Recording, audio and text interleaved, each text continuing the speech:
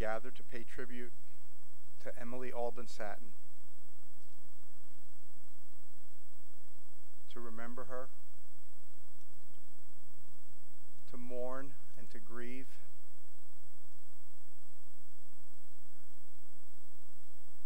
I'm Rabbi Eddie Sukal from the Shul, and I'm joined by Rabbi Scott Rowland from Congregation Sharei Tikva.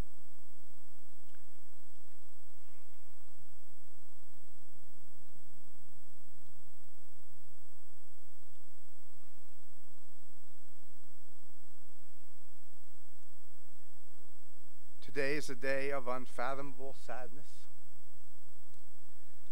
a day of despair, a day of grief, of tears, a day of mourning. These are the Yemei Bechi of which our tradition speaks, the days of wailing and weeping.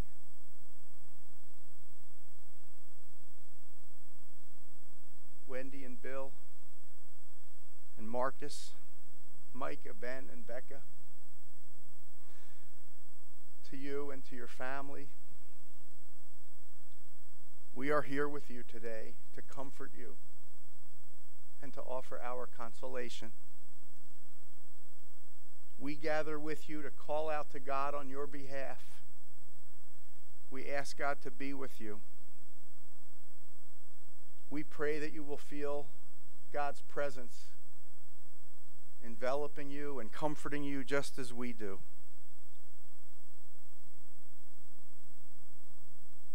And I know that I speak for every single person here when I tell you that you are not alone. However lonely you feel, you are not alone. People who love you are with you, and people who love you have your back. And we are here with you, not just today, but tomorrow. And in the days and weeks and months and in the years ahead, we are with you. We are with you in those darkest moments. And every person here will take a phone call or a text messages, whatever the hour of the day or night, because we are here with you and for you. We cry with you, we mourn with you, and we are here to help and to comfort however and whenever and wherever we can.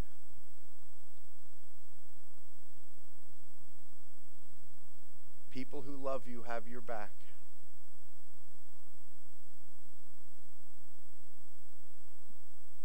We know that we cannot change the reality of this moment. We cannot turn back the hands of time.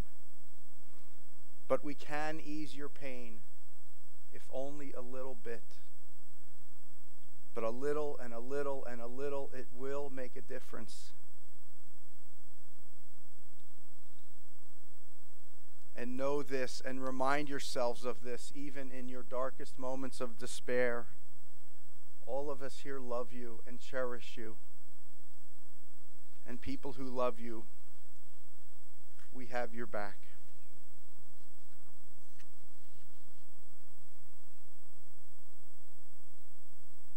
Bill and Wendy and Marcus were clear with me that even though Emily's funeral is an unspeakably sad service, there must also be laughter and levity when we remember Emily. Though her death was tragic, her life most certainly was not. Emily's life was joyful, and it was vibrant as she was, and it was filled with fun and hope and joy. Let us remember then. Let us remember Emily in the fullness of her life, with her broad smile, her wonderful laughter, the sparkle in her eye, and the sweetness of her soul.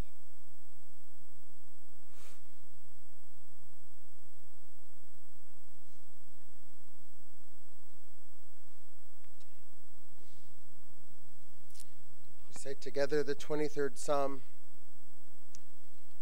Mizmor LeDavid, Adonai roi lo echsar. Binot deshe yarbitzeni, amei menuchot yinahaleni, nafshi yeshovev. Yancheni b'magle tzedek leman shemo, gam ki elech begeit salmavet lo irara, ki ata imadi. Shivtecha umishantecha hema yenachamuni. Ta'aroch lefanai shulchan neged sorerai, dishanta vashemen roshi kosi revaya. Ach tov v'chesed yirdefuni kol yamei chayai, v'shavti beveit Adonai leorech yamim. A Psalm of David. God is my shepherd, I shall not want, giving me repose in green meadows, leading me beside the still waters to revive my spirit, guiding me on the right path, for that is God's essence. And though I walk through a valley of the shadow of death, I fear no harm, for you are with me. Your staff and your rod comfort me. You prepare a banquet for me in the presence of my foes. You anoint my head with oil, my cup overflows.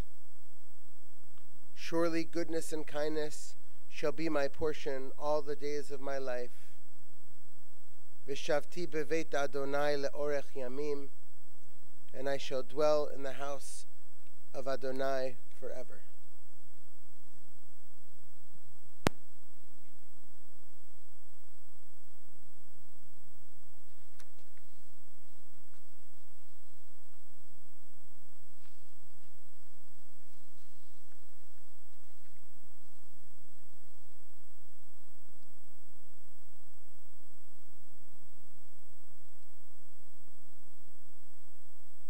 Each person has a name given her by God and given her by her father and mother.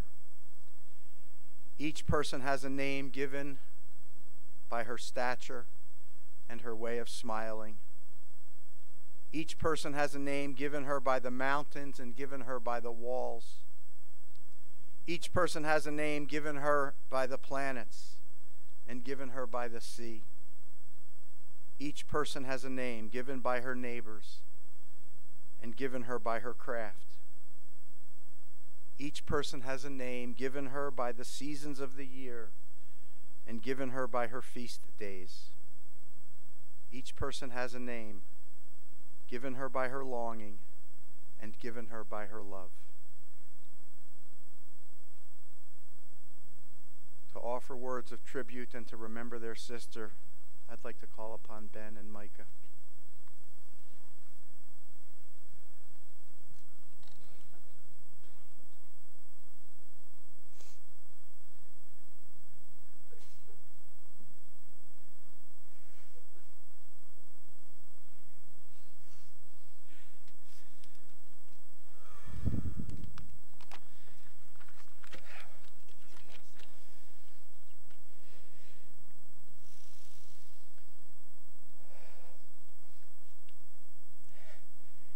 On Emily's 22nd birthday, I was 11 years old.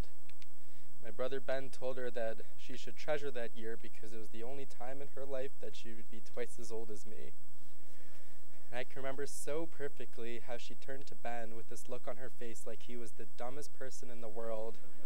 And she said, "No, Ben, when Micah's 22, I'll be 44. And I'm 22 now.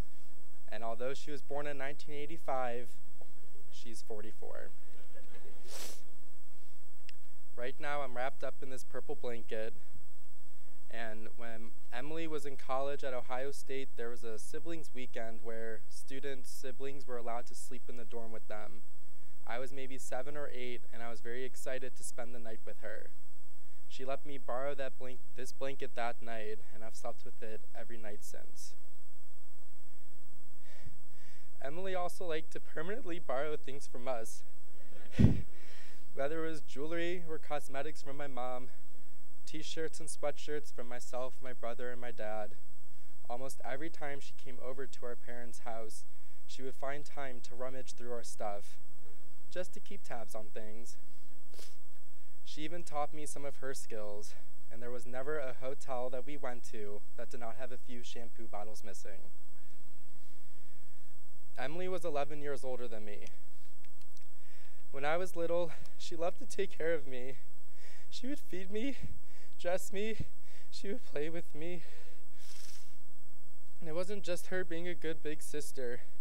She really wanted to make sure I was cared for, and she did it because she loved me.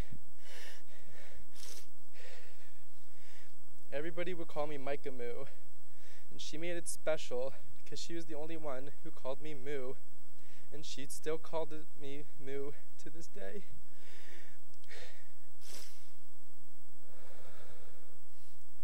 Because of her loving care and comforting presence, one of my first words was what I used to call her, Momily. In preschool, Emily dressed me and decided to give me a little ponytail. It was on the top of my head like this. My mom was kind of mortified, but also exhausted because I was a toddler. She let me go to class with my ponytail, and within a week, half of the class started to do it too. I think many of us can agree that Emily was always the best fashion consultant. As I got older, Emily became more than just a big sister. She became my friend. And even though I was the baby of the family, she never treated me like one.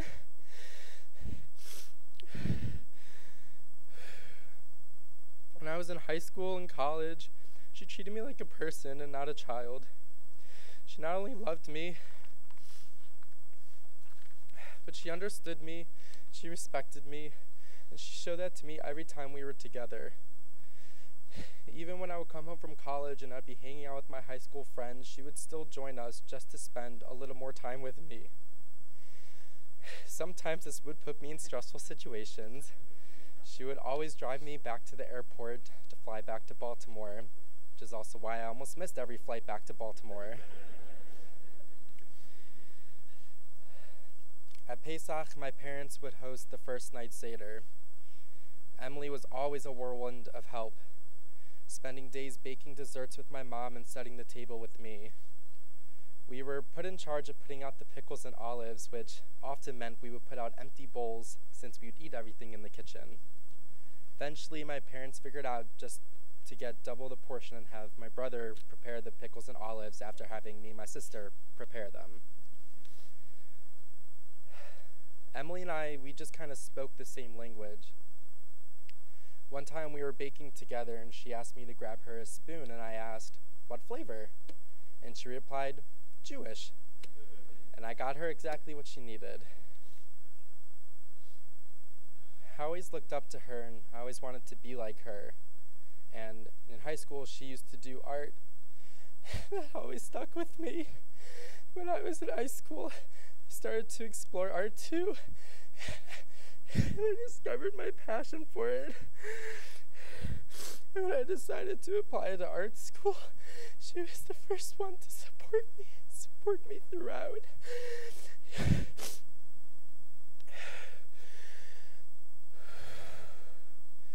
She was also one of the few people who always understood my art, no matter what. It was often in my mind as I created it. She is, in many ways, my inspiration, and always will be.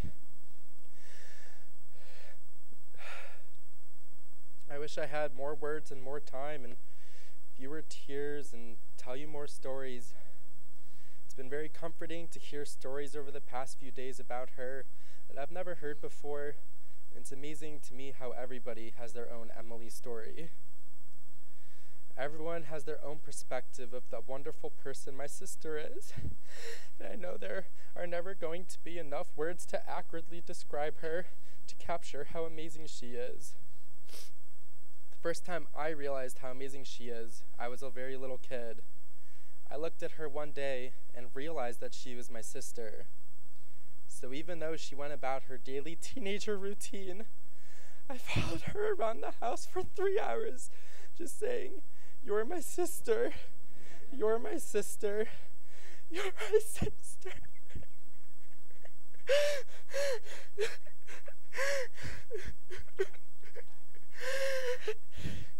Momily, I am so lucky that you're my sister, and I will always love you.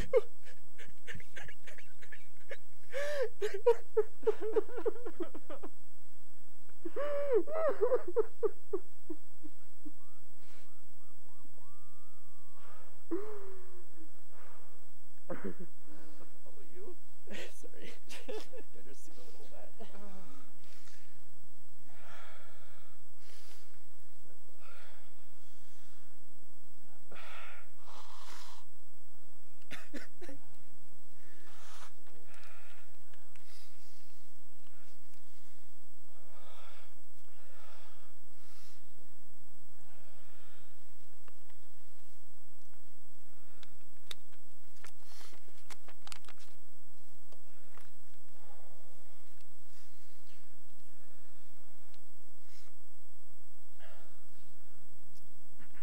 My sister Emily's due date was September 20th, 1985.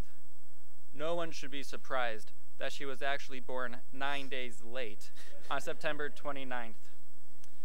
Emily always meant well, but let's be honest, early arrivals and punctual departures just really weren't her thing. When Emily and Marcus started dating, they would come to dinner at my parents' house together, which was always a recipe for frustration. Emily would burst into the house, chattering about one reason or the other why they were late, and Marcus would just apologize profusely. Then, after dessert was eaten and coffee consumed, Marcus would inform Emily it was time to leave. And 10 minutes later, he'd remind her again. 20 minutes after that, he'd be standing in the door, bundled up, ready to go, and Emily would still be chattering away, hurrying to grab one more thing to drop off or one more item she brought over. After a few years, despite their concern for the environment, they realized it would just be easier for them to drive in two separate cars. So Marcus could leave on time, and Emily could go home, well, eventually. Emily, I can't believe you're leaving us early.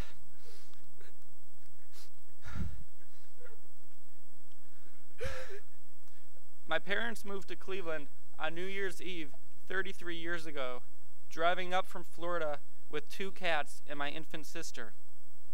A year and a half later, I joined the family, and my sister was overjoyed. "The baby," she'd call me.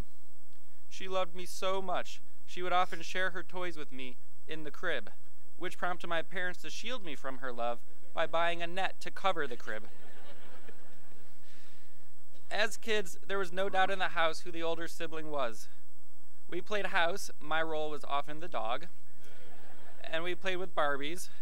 We watched the TV shows that she wanted, and we put on lip-sync performances of her favorite musicals. But it never bothered me to go along with her schemes. I think I knew it even at a young age, that I was just lucky she'd let me be around. As we got older, we didn't spend quite as much time together. Adolescence is a strange time in general, and we added a baby brother to the mix. As she started high school, like so many of us, she tried to find her place. As a freshman, she decided to try out to be a cheerleader for Shaker Heights. Yes, that Emily, who's so well known as such a big sports fan, wanted to be a cheerleader. She had to fill out a questionnaire, which she did honestly, and she did completely. And we'll never know for certain why, but Emily was not selected to join the team. Our best guess is it's because when they asked her to list her hobbies, she wrote, "relaxing." Like most teenagers, Emily in high school was, well, let's just say a teenager. She always helped with taking care of Micah or me, though. In fact, she was probably my first real high school friend. I started at Shaker knowing pretty much nobody, and she would make sure I always had a ride to school and back home. During end of semester finals my first freshman year, or at end of semester finals at Shaker, there are morning exams and afternoon exams, but the school is closed in between. Most people go home or to a friend's house, but I had no friends yet, so I had nowhere to go. But Emily knew this, and she invited me to join her so I wouldn't be alone. I never really told her how much that meant to me. Her senior year, Emily was somehow in the running for homecoming queen. I remember how surprised I was to hear her name in the morning announcements in a runoff. By that time, she was rolling with the art crowd, and I didn't really expect her to be interested in such a mainstream honor. I think it started as a joke, but then it became an attainable reality. Well, she ended up losing a very close race by just a few votes, and I asked her about it, and she said she voted for the other candidate. I was perplexed. Why would you do that? But she said it was because the other girl would appreciate it more. Fast forward a few years. Emily was in college, I was finishing up high school and starting college. We started to grow up, which meant our relationship grew too. After I graduated from college, we became not just siblings, but friends again, real friends. We found ourselves traveling the world together, and then both living in Cleveland. Our mutual reluctance to Cleveland was such a blessing. Sharing Cleveland for the past 8 years has been wonderful. Growing up, I was always so jealous of my friends who had family in town. They got to have Shabbat dinner with their grandparents, go to the movies with their cousins. Now I finally got a taste of that. Micah was still in high school, so we were all together. We slowly helped Marcus grow somewhat accustomed to our frenetic dinner table. I would go to pub trivia with Emily and Marcus, or just hang out in their apartment playing with Rover.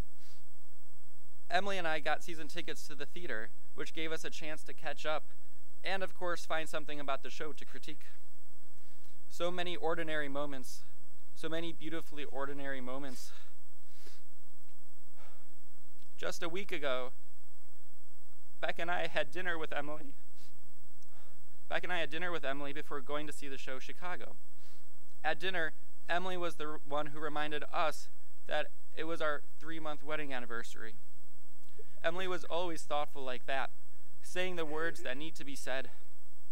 When I graduated from law school, we had a very nice dinner to celebrate, and my parents had very nice words to say about me. At the time, I should have responded in kind, with words of thanks. I don't know why, but I didn't. But later that night, it was Emily who sent us all a beautiful message containing the words I wished I said, should have said. She acknowledged my parents and all the support they've provided to all their children. She always had the right words to say. The morning of our wedding day 3 months ago, I was feeling, to put it delicately, under the weather. Maybe I had some bad food the night before. Maybe I was still feeling the effects of my bachelor party from a few days earlier. What I can guarantee is that this was not the usual case of nerves. I didn't want to alarm anyone on my wedding day, but I also did not want to go more than 20 feet from a bathroom. We realized the standoff might pose a problem, since I eventually had a ketubah to sign and a glass to break. But unexpectedly, I heard a knock on the door. My sister, despite my protests, had come to save me. She got me in good enough shape to get to the wedding venue and through the day. She made sure I was able to walk down the aisle and marry my bride. Emily and I got to that point recently where we started teasing each other about the number of gray hairs the other had. Mine were easier to point out, but hers stood out more in stark relief against her long dark hair. I was so looking forward to growing older together, to have her be the Auntie M to my children, and I Uncle Bean to hers. To have Shabbat dinner with our grandkids and take our kids to the movies together. Just the other night, after a terrible day of grief, Becca confessed to me that half the reason she married me was Emily, and the promise of our future lives together with her and Marcus. I remember my first week of kindergarten being a frightening time. The worst part of the day was getting on the bus at the end of the day to go home, and not seeing my big sister there first. I was terrified that we would leave her behind, so I would start crying. I would sit at the window, watching the door, tears streaming down my face, until my sister got on the bus, sat down next to me, and comforted me. Now, I'm forever staring out that window, crying, looking and waiting for the comfort of my big sister.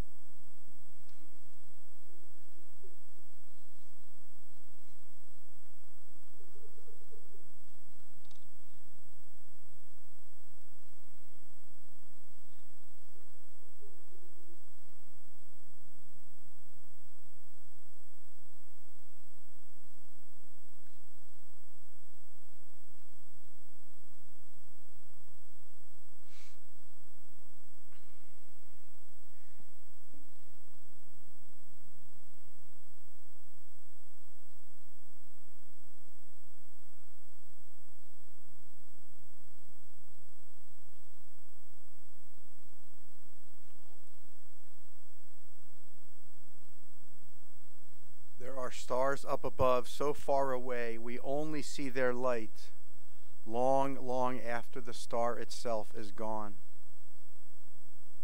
There are people whose memory burns bright and lights the world, even after they themselves are no longer among us. It is these lights that shine even in the darkest night.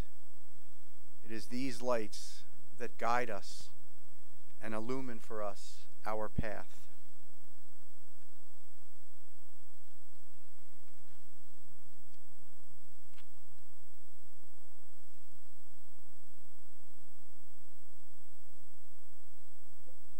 All of us here, one way or another, knew Emily.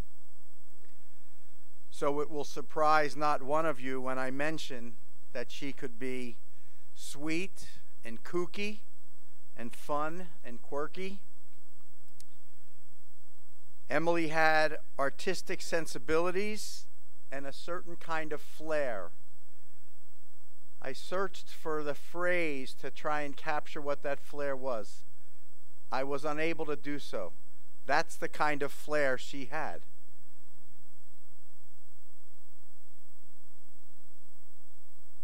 She shared her energy and she spread her happiness.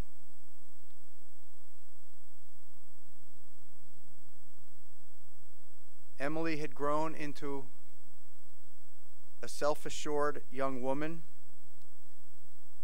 cherishing her independence, sometimes even if that meant being a little bit contentious. And she had, as her brothers referenced, an incredible ability to understand people and to be able to say just the right thing at just the right time, or to offer the best advice, the most needed advice at the exact right moment. She was bright and shining, brilliant light in your lives and in all of our lives. And she was generous in the way she shared her spirit and her soul with all of us. And she did it with honesty and authenticity. She did it with thoughtfulness and with insight.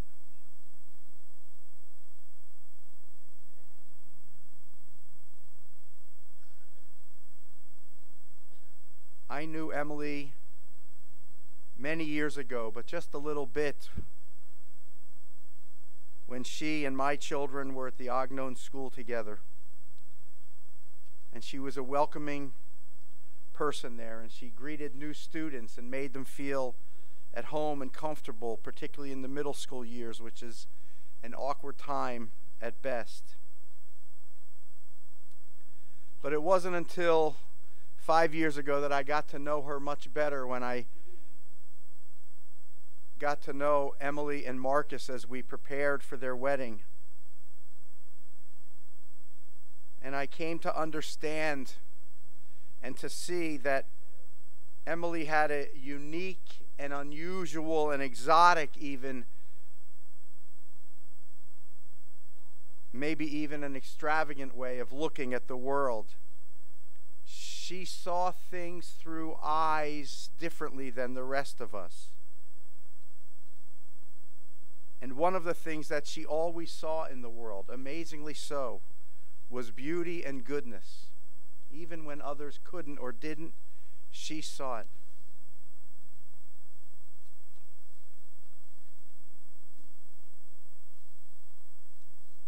Bill, you said it so beautifully yesterday as we sat around your Shabbos table. It isn't really right or possible for all of us to talk about Emily's family and Emily's friends in separate breaths because they were one and the same. To be Emily's friend was to be part of her family, and to be in her family was to be her friend. That's the way she lived. And the presence of so many of you here today from all over the country is a testament to Emily's combining and uniting her family and her friends. But your being here is so much more than that. Because your presence and our presence here is so comforting to Marcus and to Bill and Wendy and to Micah and Ben and Becca.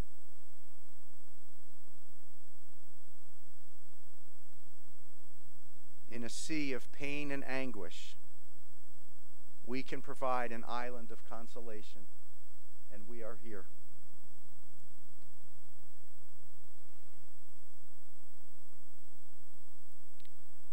Marcus and Emily met and knew each other at Shaker Heights High, but they were just schoolmates. There was no romance, there was no dating yet. That would come with time. They became friends during the college years, and then that friendship blossomed into romance and into a deep and wonderful love. Nearly 10 years ago, you started to date and were married just over 4 years ago. And you traveled together with each other and often with your family, whether it was the Lutonin family or the Sattin family. And there were travels to Mexico and to Israel, to South America and South Africa, all over the United States, and of course to Sweden and Marcus's home country, Finland.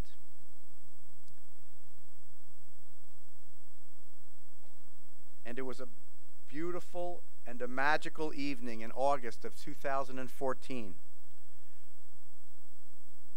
when you and Emily stood next to each other under the chuppah and you were married.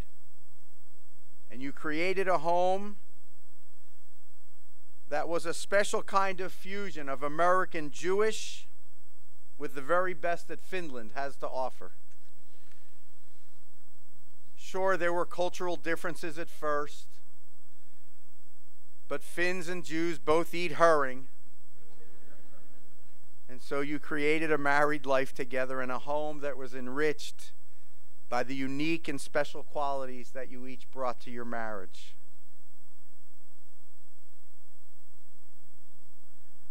Marcus, I'm not sure any of us here can really understand the depths of your sadness and grief.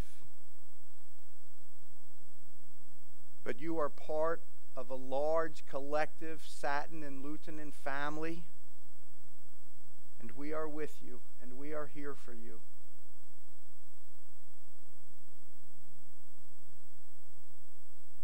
Marcus, you described Emily that if she could have done what she really wanted to, she probably would have stayed in bed all day with her cats. But of course that's not what she did, because she cared too much about others. There were things to do. There were birthday cards to send and gifts, and there were neighborhood cats to be fed and sheltered. She was a one-woman rescue agency, and there were acts of kindness for people that had to be done for people that she loved and cared about. And she was that person who always remembered a birthday, who was so thoughtful and so caring, so giving, and, as has been said several times already, so funny. She could make us laugh. Emily brought a light into the world. It was no ordinary light.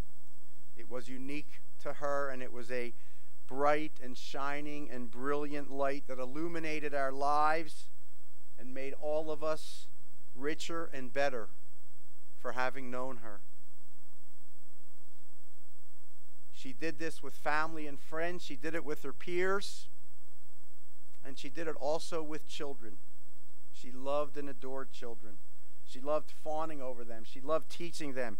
She loved sharing her creativity and doing art and sharing her artistic style with them. Danielle described a time that Emily wanted to take Danielle's 3 children, all young,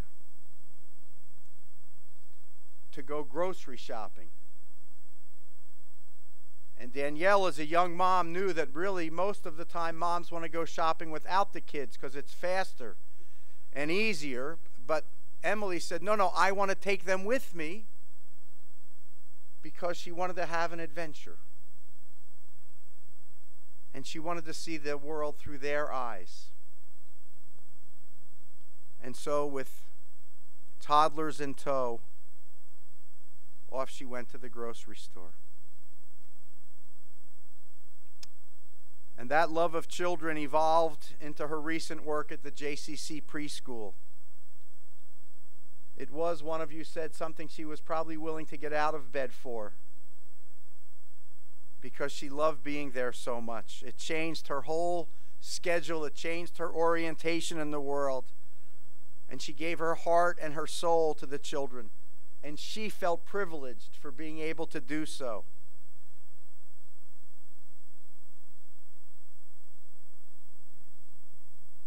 Maybe she loved those children so much because Emily kept some of the child in her.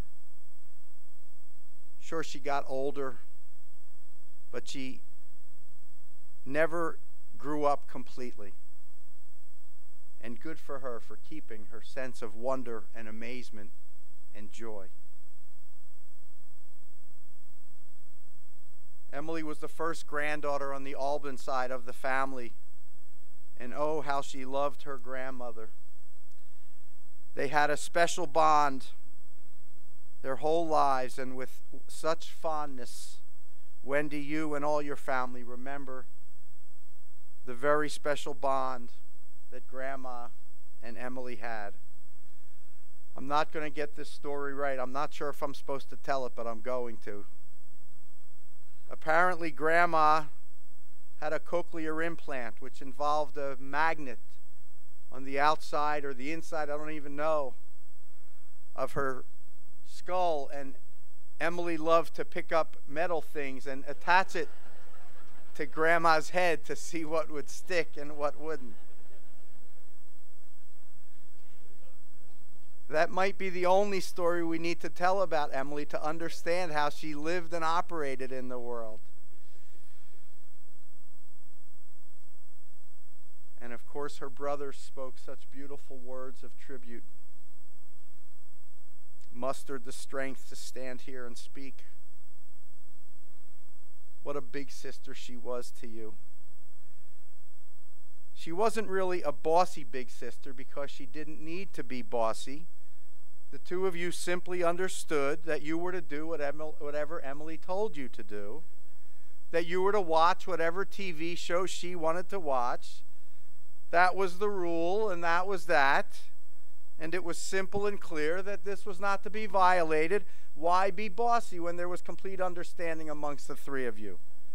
You cooperated. That's how it worked.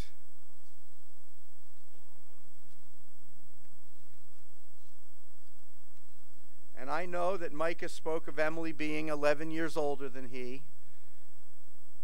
But the family truth is that she was 10 years and 9 months older. And Micah, as you spoke, she gave you real guidance throughout your lifetime in innumerable ways. It was your sister who really understood more than anyone else and before anyone else what your passion for art was.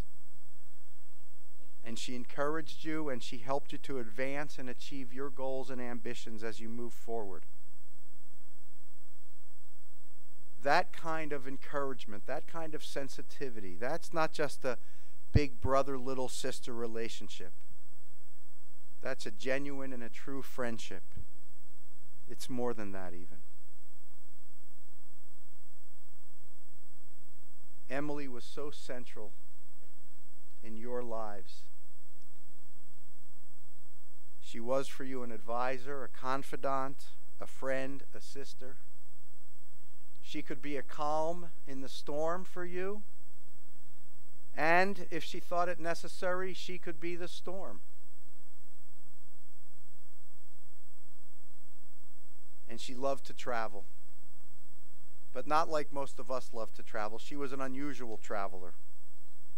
With Ben in Rome, she didn't have the usual tourist sites in mind to go see. Not that there's any shortage of them in Rome. Emily had 2 destinations. The first, and some of us may do this also, she wanted to go to a supermarket.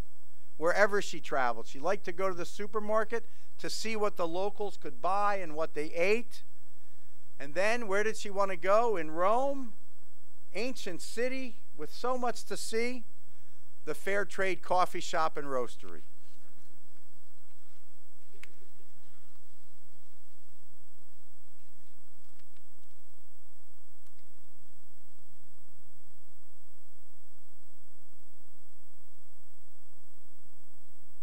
Emily didn't shop like other people shopped. She didn't go to buy a dress or any item of clothing for that matter. First, she had to have a vision of what it was she was looking for. And then she had to find the clothes that fulfilled that vision.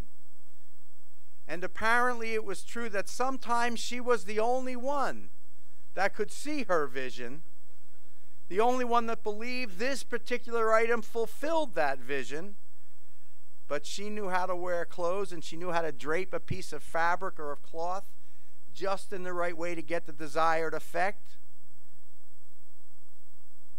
It was said of Emily that she could wear a plastic bag and look fabulous. Sometimes that was her vision.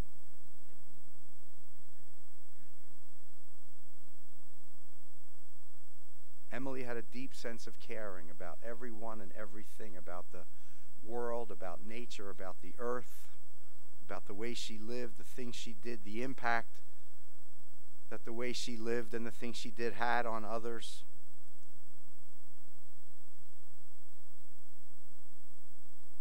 It wasn't enough just to give a poor person on the street a donation, to give them a coin, to toss it into the bucket they might be holding. She took panhandlers into the coffee shop for a sandwich. On the way to school as a little girl in elementary school, she would stop and pick up litter. Well, they probably taught her that in school. That's a good lesson. That's good. You should stop and pick up litter. We should all do that. But Emily, she didn't want to just throw out the litter. It had a story to tell.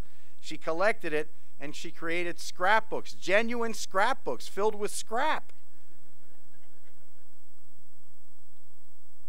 She wasn't one to waste food, even if that meant keeping it in her refrigerator after its period of edibility had passed.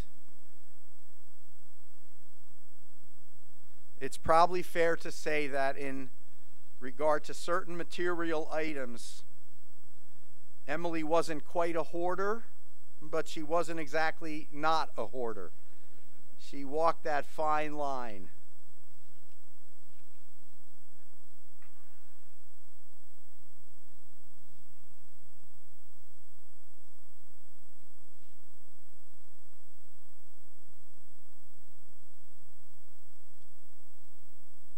Emily lived richly and fully. But the years granted her were too few. It is beyond our ability to understand why she is gone from us so soon. The question why will be left unanswered. We will search in vain.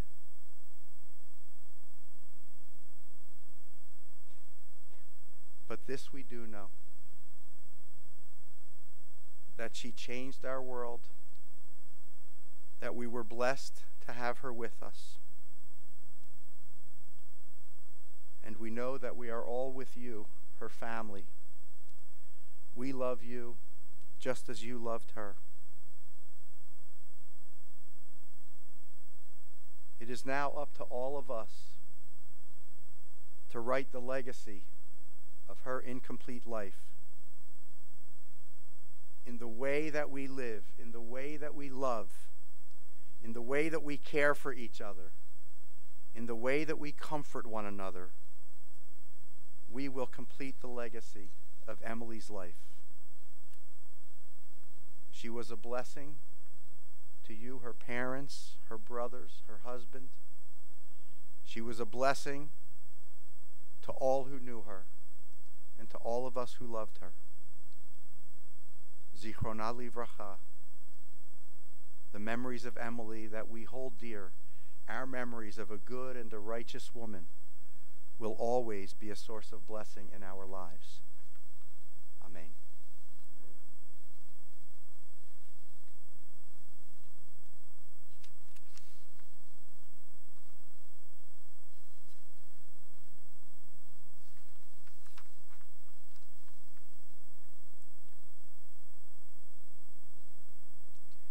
Death will come. Its hand will not be stayed even an instant, nor can we enter into judgment with it. Our question why will go unanswered. But this does not mean that we are helpless in the face of death. We can and do rob death of ultimate victory by living life as long as it is ours to live. To ask of death that it never come is futile. But it is not futility to pray that when death does come for us, it may take us from a world, one corner of which is a little better because we were there.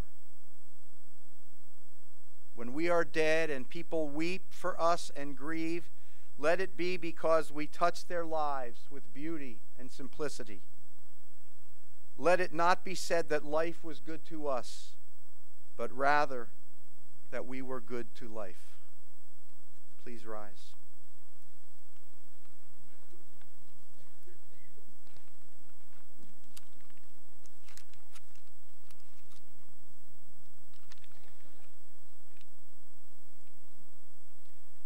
El Malei Rachamim Shochein Bamromim Hamtzei Menucha Nechona Tachat Kanfei Hashchina Im Kedoshim Utehorim Kizohar Harakia Mazhirim Et Nishmata Yisraela Shifra Bat Ephraim V'Ashira Shel Halcha Le'olama Began Eden Tehei Menuchata Ana Bal Harachamim Hastireha Beseter Kenafecha Le'olamim Vayitzror Bitzror HaChaim Et Nishmata Adonai Hu Nachalata V'tanuach B'Shalom Al Mishkava V'nomar Amen. Compassionate God, eternal Spirit of the universe, grant perfect rest in your sheltering presence to Yisraela Shifra Bat Ephraim Ve'Ashira, to Emily Albin Sattin, for she has now entered eternity. O God of mercy, we pray, may Emily find refuge in your eternal presence, and may her soul be bound up in the bond of everlasting life. God is her inheritance. And let us all say, Amen. Please be seated.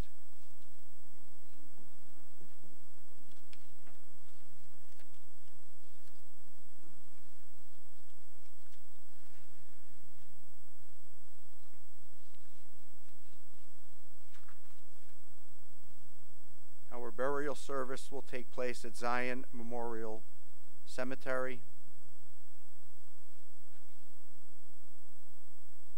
The family will observe Shiva at the Sattin residence, 23425 Duffield Road in Shaker Heights. Shiva will be observed today until 2:30, and then again this evening from 6 to 8 p.m. It will continue through Thursday. Monday and Wednesday, Shiva will be 2 to 4 p.m. And Tuesday and Thursday, Shiva will be 2 to 4 p.m. and then again at 6 to 8 p.m. An evening minyan will be held today and each of the days through Thursday at 6:30 p.m. For those of you who may wish to honor Emily's memory with a charitable contribution, the family suggests that you direct your generosity either to the Jewish Community Center's preschool program or to any animal rescue center.